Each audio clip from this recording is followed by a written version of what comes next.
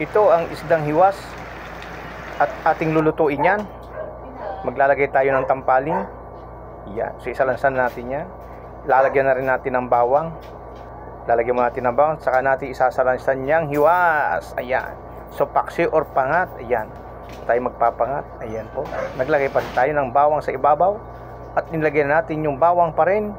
Paminta. Yan. At syempre lalagyan na natin ng suka yan. Ayan. Lagyan na rin natin ng tubig, sabaw. At ayan. At ating lalagyan na rin ng bacon.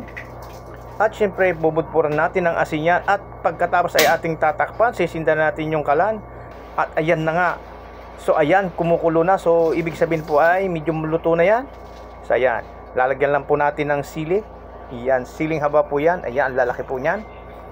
At syempre, ito na po, luto na ang ating paksi or pinangat na hiwas. Kayo po ba ay nag-uulam nito? Ayan. Thank you for watching. At tara na. Tayo ay kakain na. Hanggang sa muli. Maraming salamat mga kaluto. Ayan na po. Kain na po tayo.